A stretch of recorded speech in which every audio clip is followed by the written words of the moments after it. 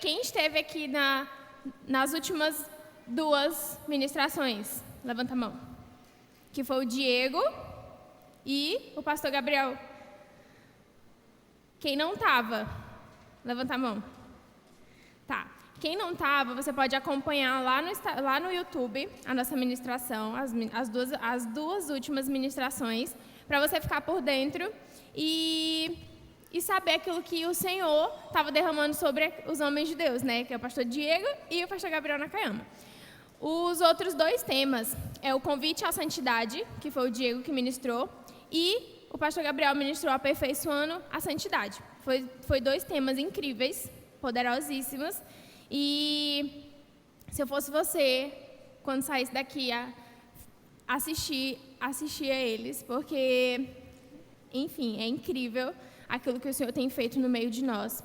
E é um tema muito forte e muito necessário para nós, né? E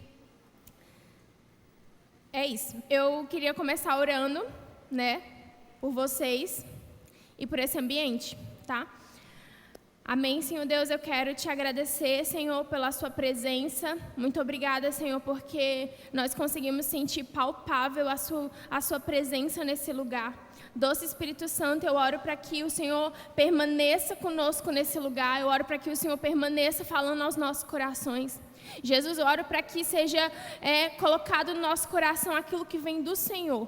Deus, em nome de Jesus, eu oro para que o Senhor silencie toda voz nesse lugar que não venha do Senhor. Eu oro, Senhor, por um ambiente propício, eu oro por um ambiente profético, Deus, nesse lugar. Deus, em nome de Jesus, eu oro para que o Senhor nos leve a um nível de entendimento da sua presença, Deus, em nome de Jesus. E que nós venhamos entender a responsabilidade de carregar a sua presença, em nome do Senhor Jesus. Papai, eu oro para que saia desse lugar aquilo que não é do Senhor, aquilo que não agrada o teu coração, em nome de Jesus. E eu oro, Senhor, para que a nossa mente venha entender aquilo que você deseja para esse tempo, em nome de Jesus. Amém? Amém? Amém. Fiquem comigo. Gente, o tema da minha ministração é a presença. A presença. É um tema bem, bem forte, né? E o Senhor falou muito comigo, né?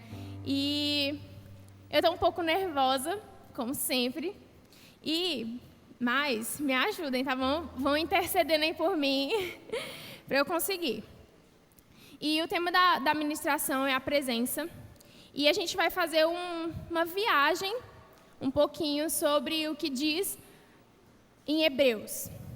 E eu queria que a gente começasse lendo. Se você quiser anotar, pode anotar. A gente vai ler Hebreus, o capítulo praticamente todo. E eu queria que vocês ficassem atentos, porque são vários passos, tá bom? Vamos lá. Ora, a primeira aliança tinha prescrições para adoração e também um santuário terreno. Vamos parar aí. Volta lá, no 1. Aqui fala que a primeira aliança, ela tinha a primeira aliança lá no começo, ela tinha prescrições para uma adoração e também um santuário terreno. 2. Esse tabernáculo foi edificado e na primeira parte, chamada Lugar Santo, estava o candelabro, a mesa e os pães da presença. Por trás do segundo véu do tabernáculo havia a parte chamada Santo dos Santos, que tinha o altar de ouro para o incenso e a arca da aliança, totalmente revestida de ouro. Dentro da arca estavam um vaso de ouro com o maná, a vara de Arão que havia florescido e as tábuas da aliança. Acima da arca estavam os querubins da glória, com a sua sombra cobriam a tampa da arca. A respeito dessas coisas, não nos cabe falar agora com detalhes. Só até os 5 por enquanto. E aqui nós vemos que nós falamos um pouco sobre o tabernáculo. Ele era uma espécie de templo móvel, onde as pessoas montavam o altar lá no deserto e elas desmontavam o altar, porque elas tinham que caminhar, certo? Então, aquele templo móvel, o Senhor instruiu o povo de Israel a construir para que eles pudessem adorar o Senhor com os seus sacrifícios e pedir perdão pelos seus pecados. E você vai encontrar mais detalhadamente lá em Êxodo, quando aconteceu a libertação do povo de Israel, quando o Senhor instruiu Moisés a libertar o povo de Israel. E no versículo 6 e 7, diz assim: Depois de tudo assim preparado, os sacerdotes entravam regularmente no lugar santo do tabernáculo para exercer o seu ministério. No entanto, somente o sumo sacerdote entrava no lugar santíssimo, apenas uma vez por ano, e nunca sem apresentar o sangue do sacrifício, que ele oferecia por si mesmo e pelo pecado do povo, e pelos pecados que o povo havia cometido por ignorância. E aqui nós vemos 2 pontos. O primeiro era que somente o sacerdote poderia entrar no santo lugar. E a família de Levi também, né? Somente eles poderiam adentrar naquele lugar. E porque, como a palavra do Senhor diz, que eles precisavam exercer o seu ministério. Então, eles ficavam naquele lugar santo e somente eles poderiam entrar. E, Eduardo, o que é sacerdote? Sacerdote, ele é um representante no meio do povo, e ele ensinava as escrituras e oferecia sacrifícios a Deus. Então, o sacerdote, ele era essa representação de Deus, onde ele iria oferecer os sacrifícios e ele exercia ali o ministério dele dentro daquele lugar.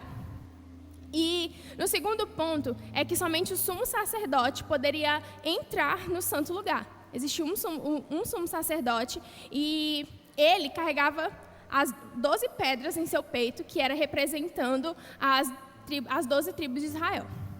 Então, somente ele poderia entrar no Santo do Santo, ou lugar santíssimo, para adorar e pedir perdão pelo pecado do povo. E somente uma vez ao ano.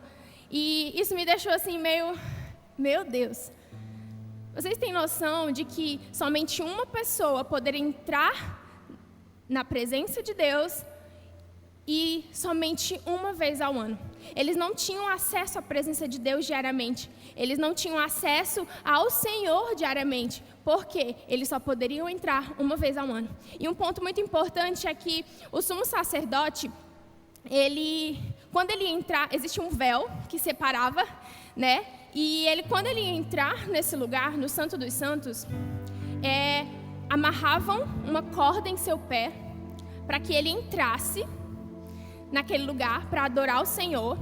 E por que amarrava uma corda? Porque se ele morresse lá dentro, pela glória de Deus, se ele fosse consumido, os sacerdotes que estavam lá fora, eles tinham que puxar o sumo sacerdote para fora, porque eles não poderiam entrar na presença de Deus, porque somente o sumo sacerdote poderia se apresentar a ele.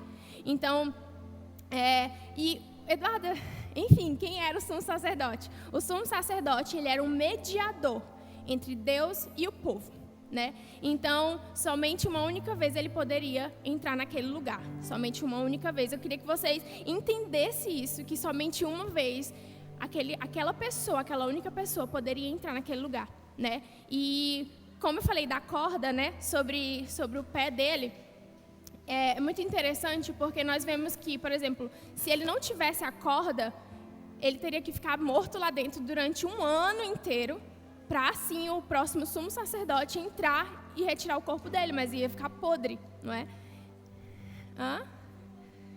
Se o outro não morresse também, né? Então ele tinha que se purificar, enfim, tinha todo um ritual para entrar na presença do Senhor. Vamos para o versículo 11 e 14. 11 ao 14. Que diz assim: Contudo, quando Cristo veio como sumo sacerdote dos benefícios agora presentes, ele adentrou ao maior e mais perfeito tabernáculo, não feito pelo homem, isto é, não pertence a esta criação. Não por meio de sangue de bodes e novilhos, mas pelo seu próprio sangue. Ele entrou no lugar santíssimo de uma vez por todas e obteve a eterna redenção. Ora, se o sangue de bodes, tesouros e as cinzas de uma novilha espalhadas sobre os que estavam cerimonialmente impuros os santificavam de forma que se tornavam exteriormente puros, quanto mais o sangue de Cristo, que pelo Espírito eterno se ofereceu de forma imaculada a Deus, purifica a nossa consciência de atos que conduzem à morte, para que sirvamos ao Deus vivo. Então, nós vemos que quando Cristo veio na nova aliança, já não precisávamos mais sacrificar os animais para que pudéssemos estar limpos do pecado, pois Jesus foi o sacrifício perfeito. Jesus foi o sacrifício perfeito. Então, nós não precisamos hoje sacrificar os animais, nós não precisamos derramar o sangue de animais, porque Jesus, ele já foi o sacrifício perfeito.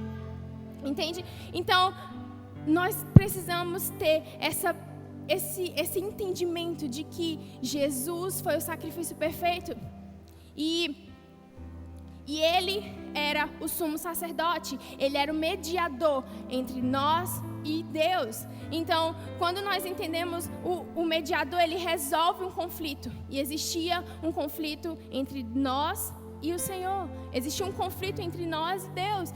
Então, Jesus, quando ele veio, ele era o sumo sacerdote perfeito, porque ele era esse mediador. Em Romanos 8:23 diz que nós estávamos destituídos da glória de Deus, nós estávamos afastados da glória de Deus. Então, quando Jesus veio, ele nos aproximou do Senhor, ele nos aproximou do Pai. Então, nós conseguimos ter um relacionamento com ele, porque ele era o mediador perfeito, porque Jesus era o sacrifício perfeito. E agora nós temos a glória de Deus. Do versículo 24 ao 26. Diz assim: pois Cristo não entrou em um santuário feito por homens, uma simples representação do verdadeiro. Ele entrou nos céus, para agora se apresentar diante de Deus em nosso favor. Não, porém, para se oferecer repetidas vezes, à semelhança do sumo sacerdote, que entra no lugar santíssimo todos os anos com sangue alheio. Se assim fosse, Cristo precisaria sofrer muitas vezes, desde a criação do mundo. Agora, porém, ele apareceu de uma vez por todas no fim dos tempos, para aniquilar o pecado e sacrificar a si mesmo. Então, olha que forte isso. Quando entendemos que Cristo ele não precisava sofrer, ele não precisa mais sofrer várias vezes, né? Ele não precisa se entregar várias vezes, porque ele foi o sacrifício perfeito, né? E ele se entregou de uma vez por todas por nós. Ele se entregou de uma vez por todas por nós. Então, você me pergunta: Eduarda, mas qual o propósito principal de Cristo? Curar, libertar, expulsar demônios? Não. Esse não é o propósito principal de Cristo. Esqueci a palavra. Isso é uma consequência de quem Ele é. O propósito principal de Cristo é nos salvar. Ele veio nos salvar. Então, quando Ele caminhava com Deus, Ele conseguia curar, Ele conseguia libertar, Ele conseguia trazer as pessoas para perto, aquelas pessoas que ninguém queria. Mas o propósito principal de Deus é esse, é nos libertar de uma vida de escravidão. O Evangelho é poder, e por um só homem o pecado entrou no mundo. Não é verdade? Por um só homem o pecado entrou no mundo. Então Jesus, ele era um homem perfeito, ele era o sacrifício perfeito, então ele se entregou na cruz por nós, né? Então, por causa da sua morte na cruz, nós podemos ter vida. E é muito interessante falar sobre essa antiga aliança, né? Porque quando eu paro para refletir sobre a antiga aliança, eu entendo que, como eu já falei aqui, as pessoas elas não tinham acesso à presença de Deus, elas não poderiam chegar naquele lugar. E quando a Arca da Aliança era transportada pelos lugares, ela tinha que ser cobrida pelos véus da tenda, porque as pessoas não poderiam ver, porque elas morriam, né? E eu quero dar 3 passos para vocês. 3 passos para você andar em santidade, como é o tema da nossa série, né? E eu estava orando, né? E eu falei, Senhor, o que o Senhor pode falar nesse momento? O que o Senhor pode falar para nós? O que o Senhor quer nos ensinar, né? Aonde o Senhor quer nos levar? O que nós precisamos entender isso? O que nós precisamos entender para que nós possamos ter um relacionamento íntimo e profundo com o Senhor? E nesse momento, com esses 3 passos para andar em santidade, o primeiro passo é perceba a presença. Perceba a presença. E a gente vai para 1 Reis 19, 11 e 12, se você quiser anotar aí, se você quiser abrir. Gente, estou falando muito rápido? Não? Tá bom. Vocês estão aí? Vocês estão entendendo? Pois amém. A gente vai para 1 Reis 19, resumindo aqui, é Elias, onde o Senhor ele foge, né? Porque as pessoas estavam perseguindo ele, o Senhor manda ele ir para uma caverna. E vamos lá. O Senhor lhe disse: saia e fique no monte, na presença do Senhor, pois o Senhor vai passar. Então veio um vento fortíssimo que separou os montes e esmigalhou as rochas diante do Senhor. Mas o Senhor não estava no vento. O Senhor não estava lá. O Senhor não estava no vento. Depois do vento, houve um terremoto. Mas o Senhor não estava no terremoto. Eu acho que Elias deveria se perguntar: Deus, você falou que você ia passar. Onde está você? Onde está o Senhor? Então Deus não estava no terremoto. Depois do terremoto veio um fogo, mas o Senhor não estava nele, porque o Senhor já tinha vindo no fogo e o Senhor não estava no fogo. Veio um som de um suave sussurro. Veio um som de um suave sussurro. E o versículo vai falar, né? Ali tem uma conversa entre Elias e o Senhor. Então, o Senhor ele não estava no terremoto. O Senhor ele não estava na tempestade, mas o Senhor estava num suave sussurro. Então, o que nós entendemos é que nós precisamos perceber a presença de Deus. Nós precisamos perceber e observar aonde o Senhor está, né? Será que o Senhor ele está no fogo? Ele pode vir no fogo, ele pode vir no terremoto, ele pode vir de diversas formas, ele pode se revelar de diversas formas para nós. Pessoas diferentes ouvem o Senhor diferente. E o Senhor naquele momento ele decidiu se revelar com um suave sussurro, né? Então, com certeza, Elias, naquele momento, ele deve ter se questionado muito. Por que Deus ele veio no sussurro? Por que Deus veio na calmaria? Por que ele não veio no terremoto, no fogo? Porque ele já tinha vindo antes no fogo. Por que eu não posso sentir a presença de Deus no fogo? Mas o Senhor, ele é um Deus que se revela de diversas formas para nós. Mas nós precisamos perceber a presença de Deus. E é isso aí, Thaisa. Me ajuda. E para perceber a presença, eu preciso estar atento e ficar de olhos na luz. Eu preciso estar atento àquilo que o Senhor está fazendo. Eu preciso estar atento aonde o Senhor está, né? Então, quando o Senhor mandou Elias para a caverna, vai lá, fica lá, que eu vou passar por lá. Ele falou: olha, fica atento, presta atenção, porque eu vou passar. E às vezes a gente está tão distraído com muitas coisas, às vezes a gente está tão distraído com tudo que está acontecendo ao nosso redor, que a gente esquece da presença.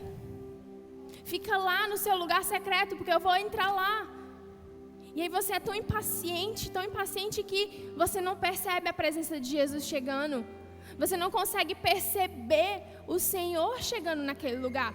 E o Senhor tem algo para derramar sobre você, mas você precisa parar e perceber a presença dele. E como eu falei, o Espírito Santo, ele é poder, mas ele também é luz. E ele nos traz essa convicção de pecado. O que uma luz faz? Ela acende, ela ilumina, né? E ela é feita para iluminar um ambiente. Se a gente desligasse todas essas luzes aqui, ia ficar escuro. E provavelmente a gente não conseguiria enxergar perfeitamente quem estaria aqui. Mas a luz, ela nos traz essa convicção de que eu consigo enxergar perfeitamente. E o Espírito Santo, ele é essa luz. Como eu falei, ele é o poder, ele é fogo, ele é terremoto, ele é. Mas ele também é uma luz que ilumina e nos traz convicção do pecado.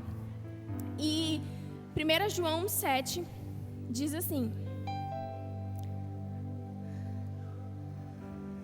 se, porém, andarmos na luz, como Ele está na luz, temos comunhão uns com os outros. E o sangue de Jesus, o seu Filho, nos purifica de todo pecado. Se andarmos na luz, como Ele está na luz, temos comunhão uns com os outros. E o sangue de Jesus, o seu Filho, nos purifica de todo pecado. Então, nós precisamos andar com Jesus, nós precisamos andar na luz, porque quando nós temos comunhão uns com os outros, nós conseguimos levantar o outro quando ele cai.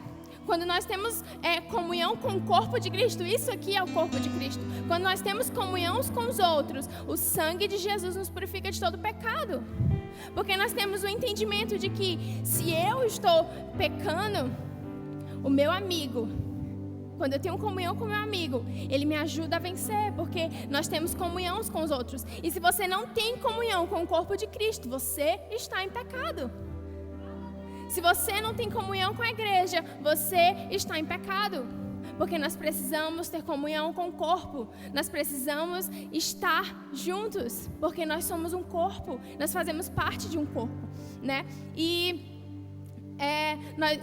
quem anda com Jesus consegue ter comunhão com o corpo de Cristo, né? E quando nós, como eu falei, quando nós temos comunhão com o corpo de Cristo, nós ajudamos os outros.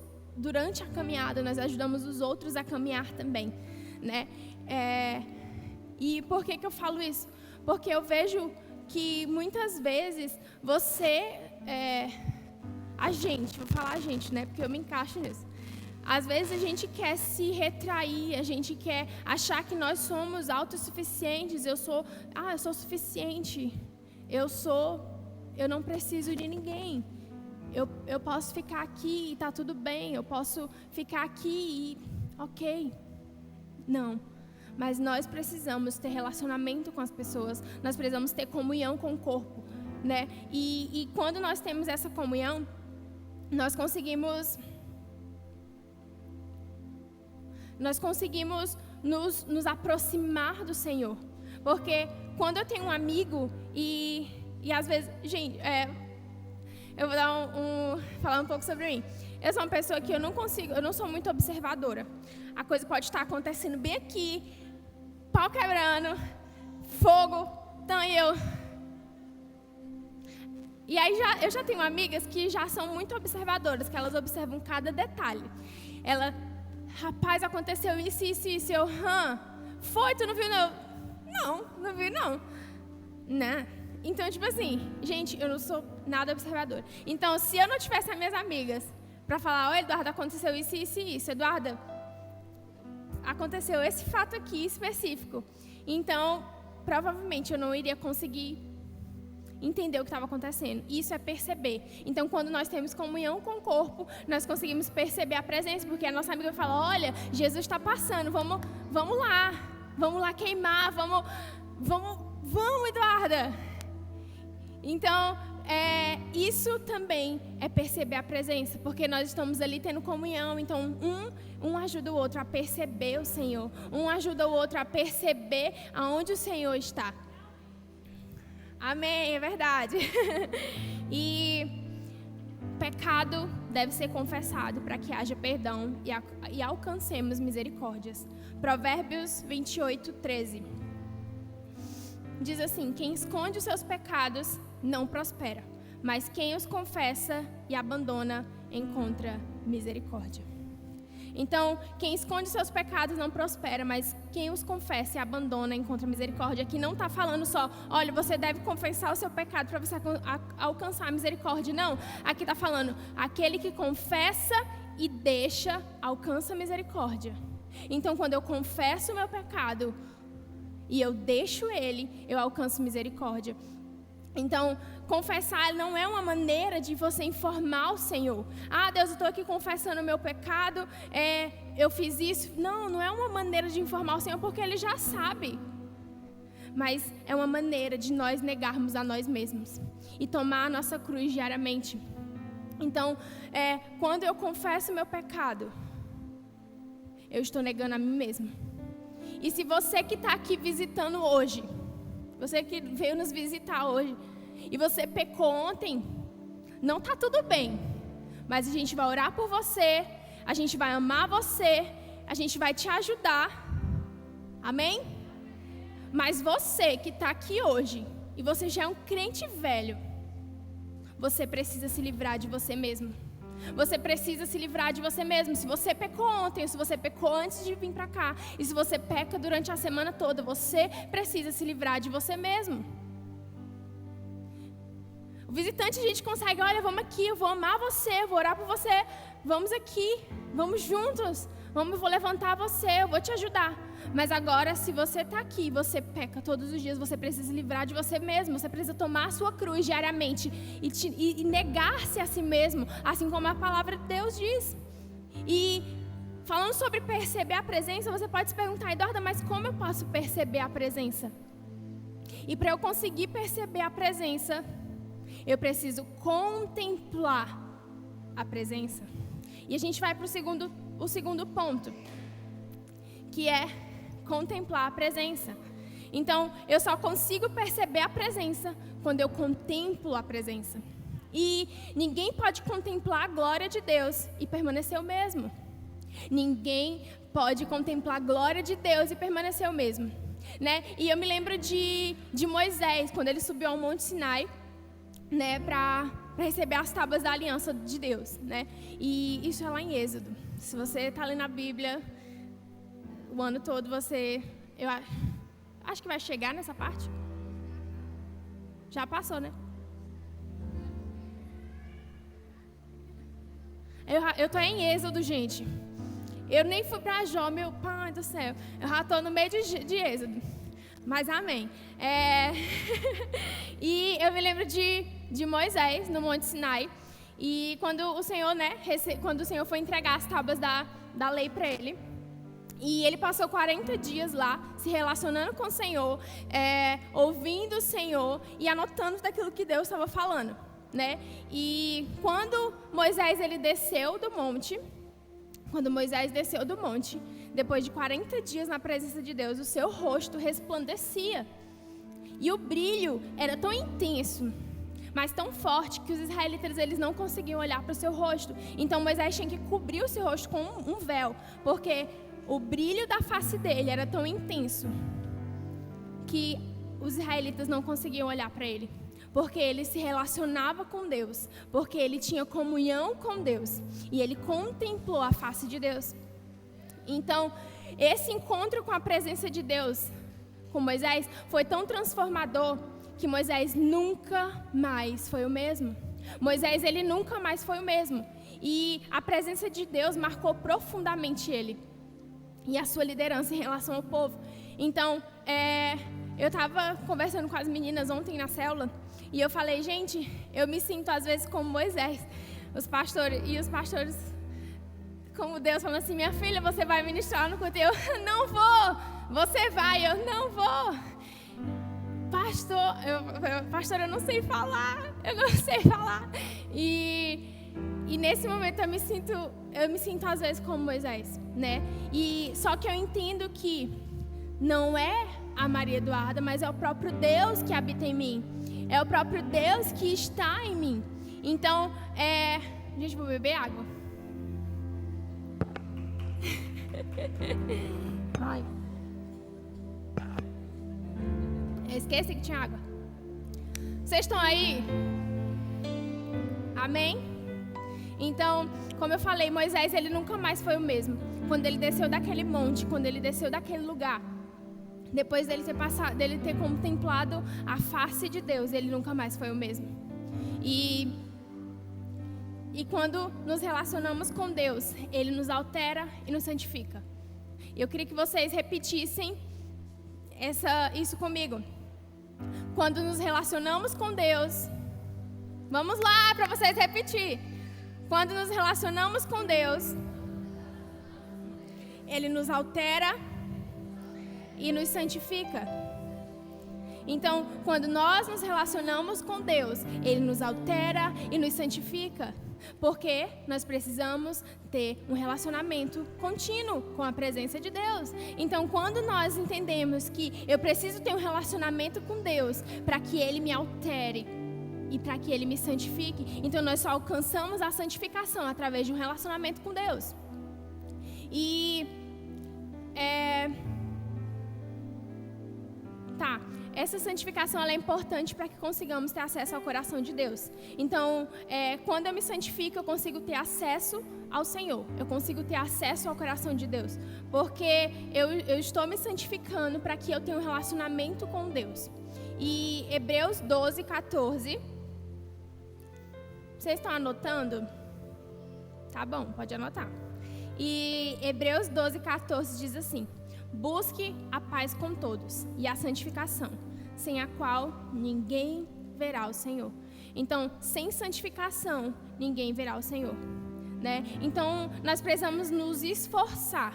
Nós precisamos nos esforçar para que nós tenhamos um relacionamento com o Senhor, para que nós tenhamos um relacionamento com Ele. E como, falando de Moisés, e assim como Moisés ele teve a sua face transformada, nós também podemos ter a nossa face transformada. Assim como Moisés teve, nós também podemos ter. Porque o que diferencia a gente de Moisés é que nós temos a presença palpável. Nós temos a presença palpável. E Moisés não, ele não tinha tanto acesso como nós temos hoje. E eu queria falar aqui sobre isso, sobre contemplar, né? E sobre ser alterada, como eu falei. Espera que eu me perdi. E para que nós possamos ser alterados, nós precisamos, como eu falei, ter um relacionamento com Deus. E se você é a mesma pessoa de 2 meses atrás, desconfie de que você está vivendo um cristianismo errado. Se você é a mesma pessoa de 2 semanas atrás, desconfie que você está vivendo um cristianismo errado. Porque é impossível eu ter um encontro com o Senhor e eu não ser alterada. É impossível eu ter um encontro com o Senhor e eu não ser alterada. Eduarda, mas tu está falando sobre o encontro como Moisés, que subiu no monte e fogo e glória. Não, eu estou falando de um encontro pessoal, um encontro íntimo, um encontro de um café da manhã, de um dia qualquer, de um dia ordinário. Então, se você tem um encontro com Deus e você não é alterado, desconfie do seu cristianismo, desconfie daquilo que você está vivendo. Nós precisamos ser alterados todos os dias. Alguma coisa precisa ser alterada em nós todos os dias. Quando nós lemos a palavra do Senhor todos os dias, quando nós fazemos, todo mundo aqui faz devocional todos os dias, não é verdade? Não é, gente? Quem não falou é porque não faz. Olha. E então, quando nós temos esse relacionamento pessoal com o Senhor todos os dias, alguma coisa em nós precisa ser alterada. E como eu falei, é impossível eu ter um encontro com a glória de Deus e não ser alterado. É impossível eu ter um encontro com a glória de Deus e não ser alterado. E quando nós vemos isso, todo mundo aqui já fez encontro? Sim? Acho que a maioria. Teve alguns que não fizeram. Você vai se recordar da história de Jacó, não é? Quando Jacó ele teve ali um encontro com o Senhor. Então, Jacó ele teve um encontro com Deus e ele foi alterado. E Deus mudou o seu nome para Israel, que significa permita que Deus prevaleça. Então, Jacó ele teve esse encontro com o Senhor e ele foi alterado. E ele nunca mais foi o mesmo. Ele nunca mais foi o mesmo. Eduarda, mas me fala de alguém que foi alterado no Novo Testamento. Tá bom, eu vou te falar. A mulher samaritana foi completamente transformada. Quando Jesus estava lá no poço e Jesus pediu água para ela. E aí Jesus falou, olha, se você beber dessa água, você nunca mais terá sede. E aquela mulher, olha, então me dá essa água, eu quero beber disso. Então aquela mulher, ela foi alterada e ela nunca mais foi a mesma. Porque o Senhor alterou ela, porque ela teve um encontro com o Senhor. E aquela mulher, ela pôde contemplar a face de Jesus e ela nunca mais foi a mesma. E Paulo também ele saiu de um dos perseguidores de cristãos para o apóstolo de Jesus. E ele teve um encontro com a presença de Jesus e ele nunca mais foi o mesmo. Então, quando eu tenho um encontro pessoal e íntimo com o Senhor, eu nunca mais sou a mesma. E se você não tem um encontro com o Senhor, se você não tem um relacionamento com o Senhor, você não vai ser alterado. Mas se você tem um encontro com o Senhor, se você contempla a face de Deus, você será alterado.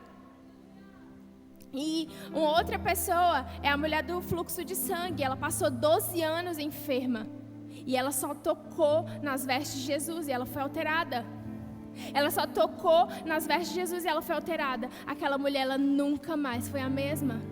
Aquela mulher, ela nunca mais foi a mesma. Pensa o burburinho daquele lugar, onde uma mulher impura, onde uma mulher pecadora tocou nas vestes de um homem santo, de um homem limpo, e ela foi alterada. Por causa da sua fé, por causa da sua obediência.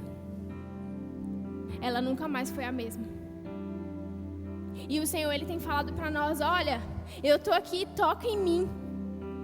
Vem ter relacionamento comigo, vem ter comunhão comigo. E você nunca mais será o mesmo. Eu quero que vocês saiam daqui com esse entendimento de que, cara, eu não vou sair por aquela porta e ir embora e vou ser a mesma Maria Eduarda.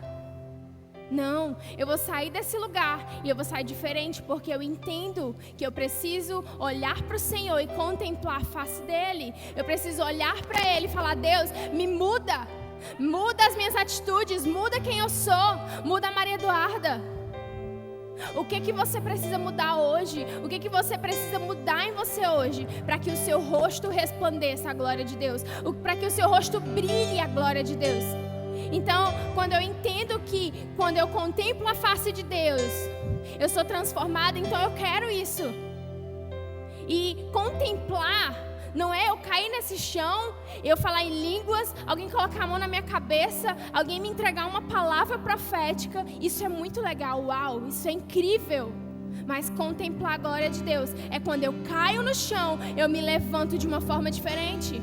É quando eu caio no chão, alguém entrega uma palavra e eu sou alterada e eu mudo. Quando alguém me entrega uma palavra, eu falo, cara, eu preciso sair desse lugar. Eu preciso sair do lugar de mediocridade. Eu preciso sair do lugar onde eu levo para todo lugar um pecado de estimação. Quando eu entendo que o encontro com o Senhor, Ele precisa me alterar. Quando você vem a esse lugar, você está tendo um encontro com Deus. E se nada é alterado na sua vida, desconfie do seu cristianismo. Se você sair daqui desse lugar e você vir sábado que vem, nada foi alterado, desconfie do que você tem carregado. Será que você tem carregado a presença do Senhor?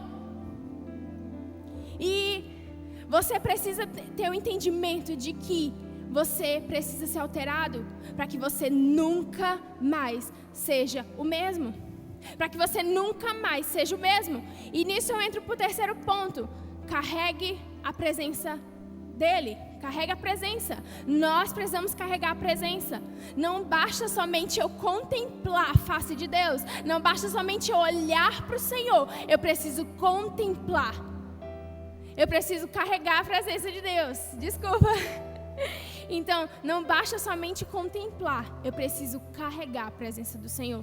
Então, aonde quer que nós formos, nós precisamos carregar a presença de Deus. Nós precisamos levar a presença de Deus aonde nós formos.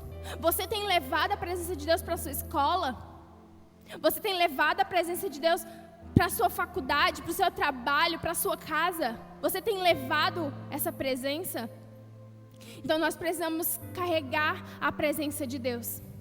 Lá, quando a gente estava falando sobre Êxodo, as pessoas elas carregavam a presença, que era a arca, nos seus ombros. Os sacerdotes levavam a arca nos seus ombros.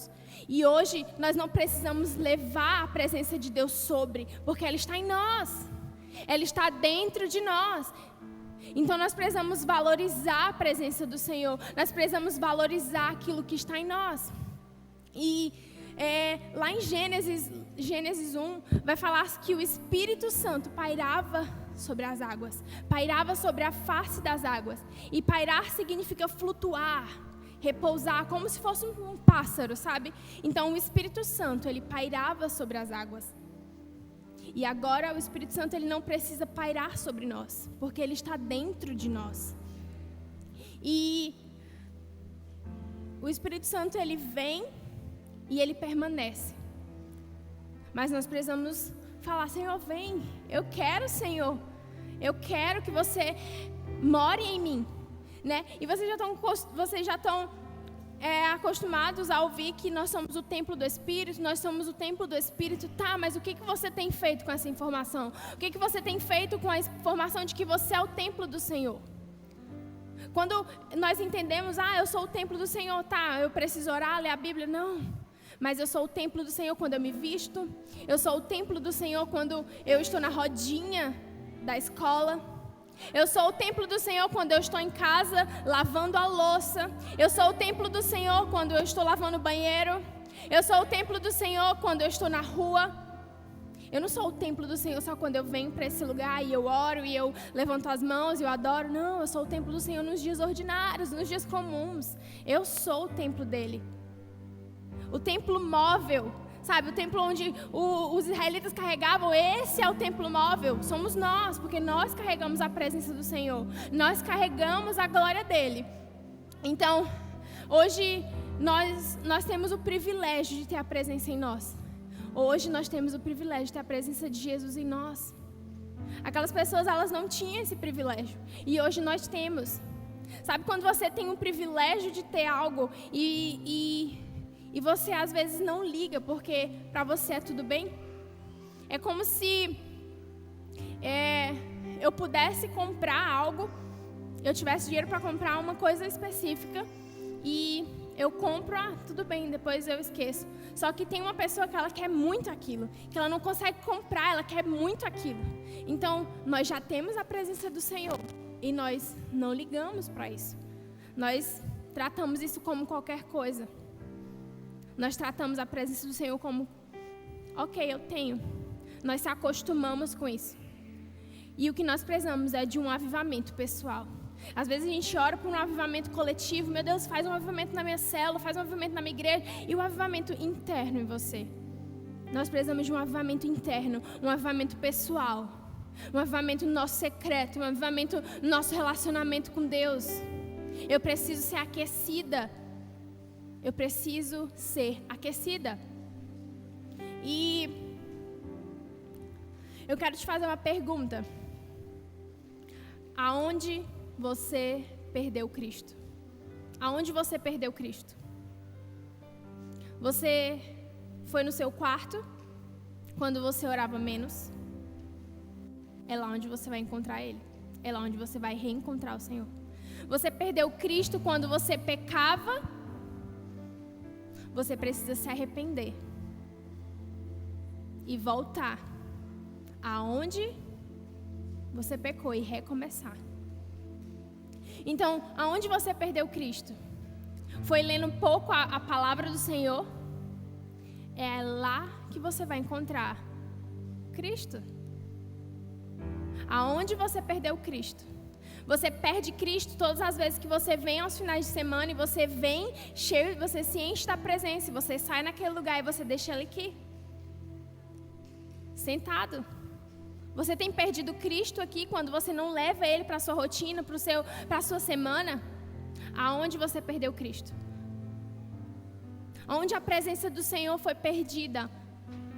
Aonde esfriou o seu coração? O que aconteceu para você não continuar tendo um relacionamento íntimo e profundo com a sua presença? E procure por Cristo aonde você perdeu, pois ele não foi embora. Procure por Cristo aonde você perdeu, pois ele não foi embora. Ele permanece lá, aonde você o deixou. Talvez no seu quarto, onde você parou de fazer os seus devocionais. Talvez na Bíblia, quando você deixou ela de canto. Você precisa procurar Cristo onde você perdeu, porque Ele está lá.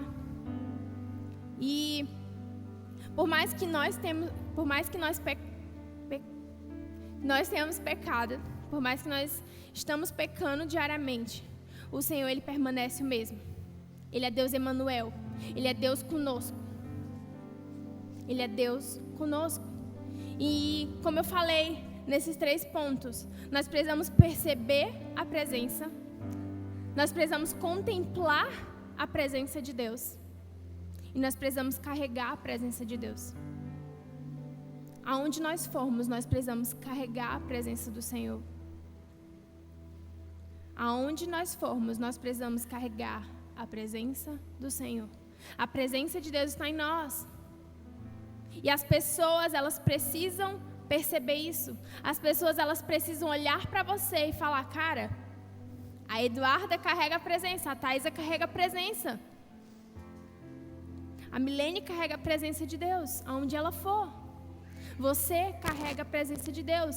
E olha que responsabilidade. E olha que responsabilidade é carregar a presença de Deus. É uma responsabilidade absurda. E para finalizar, eu queria, já que o louvor subisse, eu queria ler com vocês um trecho de um livro que eu estou lendo, que diz assim. Eu queria que vocês prestassem atenção e eu queria que você que está conversando parasse de conversar.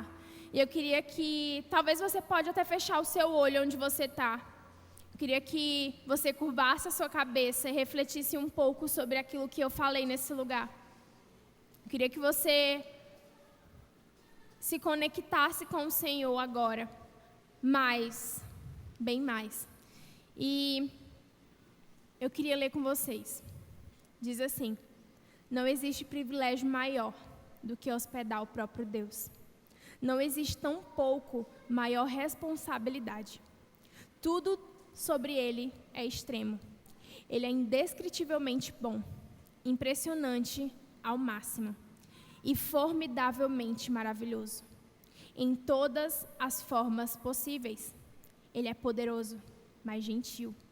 Agressivo, mas sutil.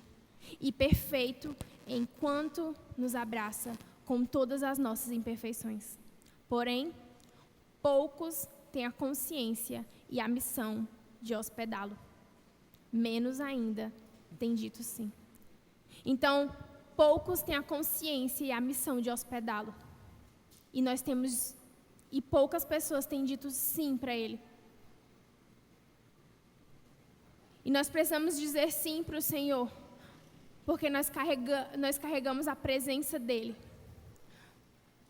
Nós carregamos a presença do Senhor. E o Senhor, Ele é suficiente para nós. E é Ele que nos santifica, é Ele que nos purifica. É Ele. É somente Ele que tem o poder de nos purificar. É somente Ele que tem o poder de nos alterar. E se você que está aqui hoje, você quer ter essa consciência. Se você que está aqui hoje tem a consciência de que você precisa ouvir mais o Senhor, que você precisa se relacionar mais com Ele.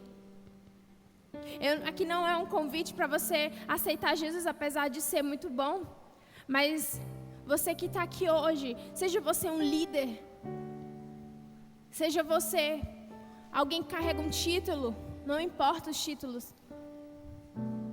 Se você deseja e você entende que você carrega a presença do Senhor, eu queria que você viesse aqui na frente para que eu pudesse orar por você.